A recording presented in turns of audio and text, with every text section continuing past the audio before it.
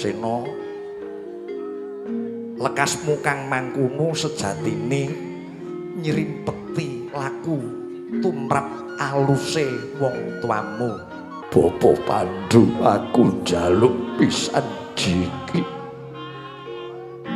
rangkulen aku, rangkulen anakmu.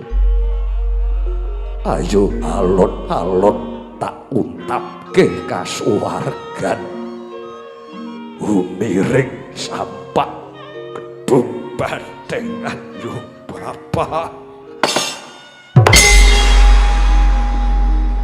Kula putrane ingsun sira wis lancip.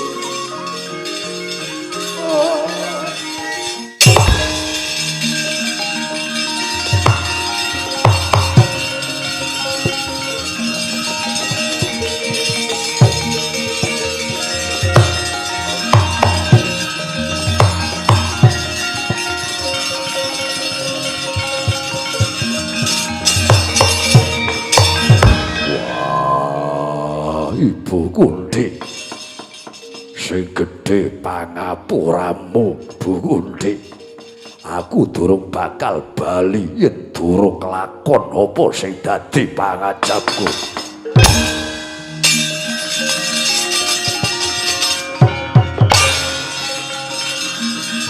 Werkudara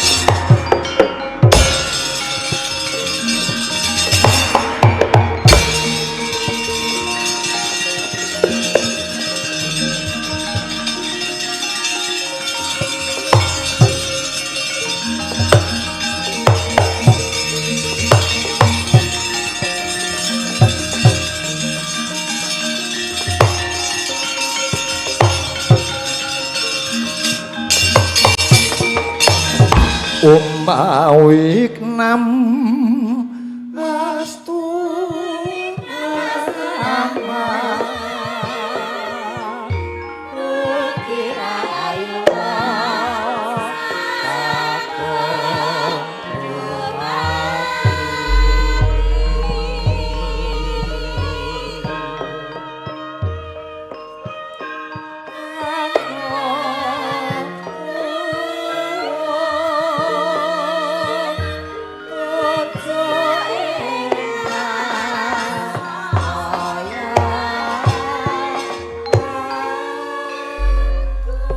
Ger Bima Suci kaya isih ana rasa melang jroning rasamu marage matura Dupu Kulun Ruci Bathara nadyan kenging sinebut kula sampun ngrasuk kawruh sangkan parang. Nanging menapa dayane kawruh menika dereng tumus ing sanubari katitik gesang kula kados dene tasih dereng jenjem dereng jinem. Ger Bima kaya kang wis nate ulun dawuhke mbiyen pahananing kawruh kuwi ana telu: laku, lakon lan pitukon. Eling-elingen laku, lakon lan pitukon. Nadyan to lakune wis mbok wujuti lan lakone uga wis panci nekani, nanging sira isih darbe kewajiban nggenepi pitukone. Ingkang paduka kersakaken kadosa pundi Kulun? Pitukone kawruh kasampurnan kudu bisa manjing lan nglungguhi tembung sumarah. Dene wujute sumarah kang salah sawijine sinebut lila. Tegese ikhlas tanpa kabanda ing rasa apa wae. Kados pundi anggen kula saged mangertosi bab menapa ingkang dereng saged kula lilakaken? Sumeleng raga sejati, sinurung sumaraing jiwa sejati. Yen wis tinuntun dening sukma sejati, bakale katekan apa kang dadi sedyamu.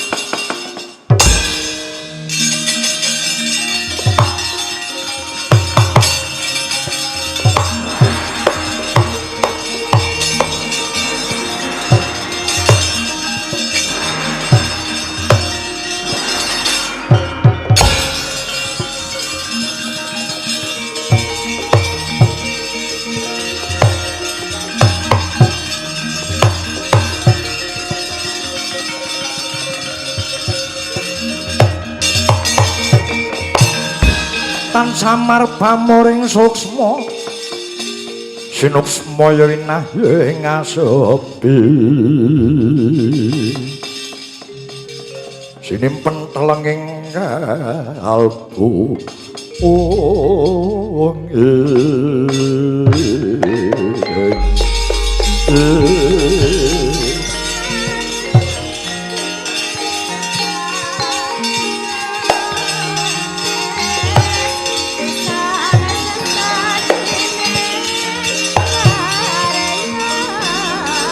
pambukan ing warana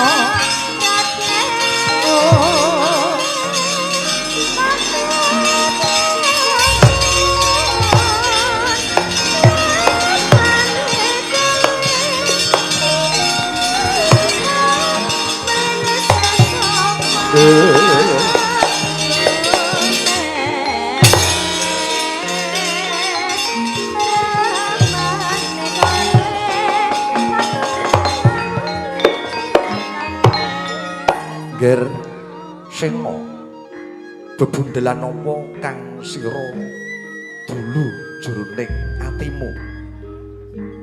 Kula nyumerapi lambat-lambat wewayanganipun swargi Rama Pandhu Dewanata.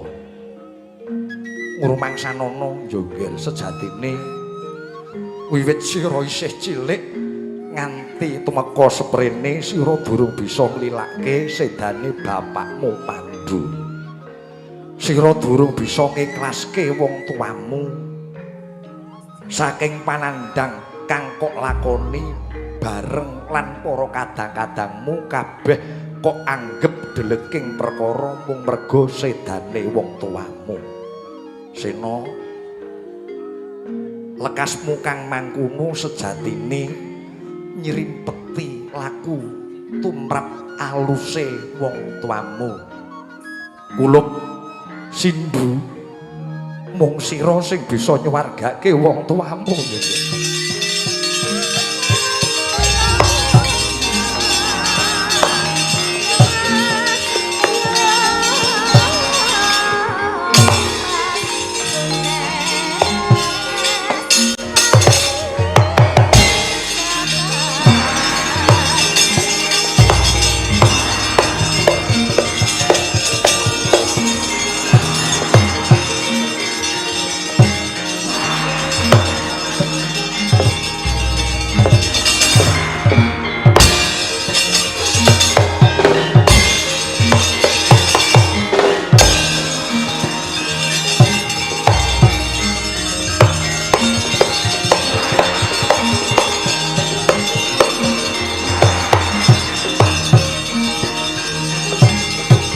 Sistem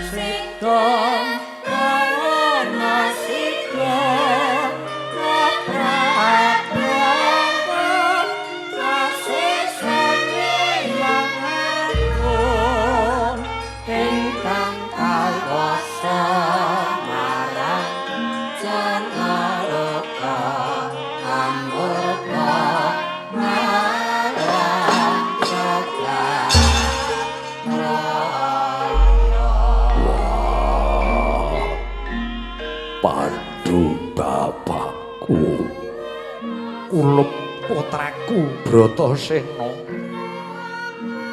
Apuranen bapakmu ya nggir. Pun bapa ora isa tutuk nggone mompong marang sira sakadang. Pun bapa ora isa ngayomi gula wentah marang kowe. Nganti kedarang-darang lakonmu sakadang. Kabeh rekasamu mau jalaran mergo wis ora tinunggun wong tuwa lanang. Wah, Bapak, aku sing dodo ing rek keluputan, aku sing kleru. Anakmu lanang kurang pratitis nggone nyawang lelakon. Aku lan Pandhawa liyane nggone ora tinunggon Sudarma pancen uripe keloro-loro nanging wekasan lelakon iki kaya dene panase geni kanggo gembleng jiwane Pandhawa. Pandhu bapakku, aku sing luput jebul nggonku durung bisa ngiklaske sedamu, malah ngebot-eboti lakumu. Nanging aja sumelang, aja kuwatir. Wiwit dina iki anakmu lanang wis tatak merga wis tatas talining panalongsa. Kabeh tak tampa kanthi rasa panarima. Aku ikhlas, aku lega lila. Wah, Pandhu bapakku, lepaso sak tindakmu, pangestonono aku supaya bisa mujuti kekudanganmu. Aku janji sing dadi gegayuhanmu bakal tak teruske. Aku janji anakmu lanang dadi bocah sing utama, sing miguna tumrap bebrayan aku. Bapa Pandhu, aku njaluk pisan jiki, rangkulen aku, rangkulen anakmu. Ayo alon-alon tak untapke kasuwargan, humiring sampak gedung bandengan yo Bapak.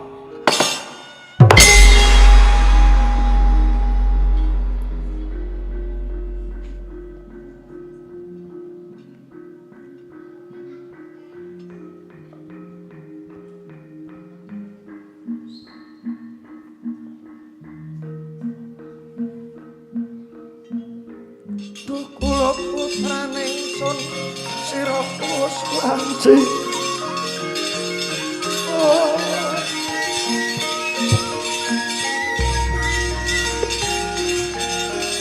Pisah lan jenenge lan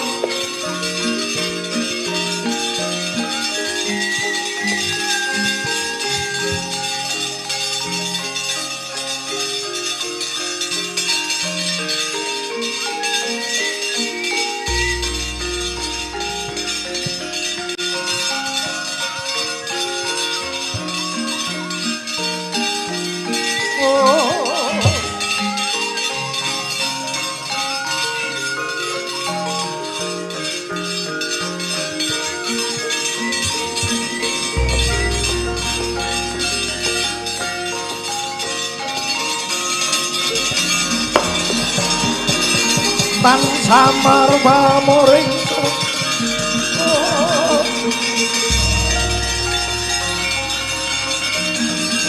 sinuksmaya winangyo ing asepi.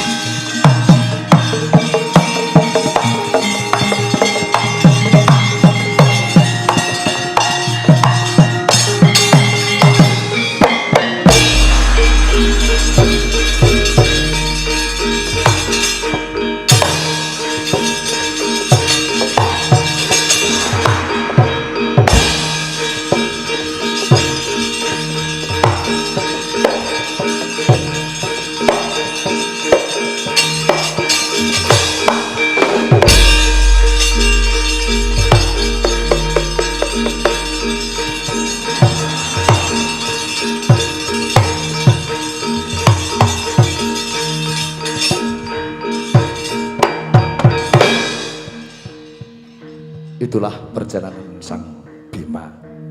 Biarkan Bima mencari dan mungkin melalui perjalanan tersebut kita menemukan sedikit jawaban untuk perjalanan kita sendiri, perjalanan saya, perjalanan Anda semua.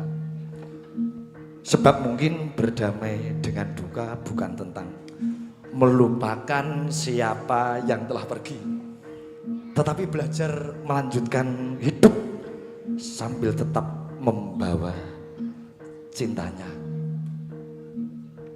Selamat jalan Mas Ton.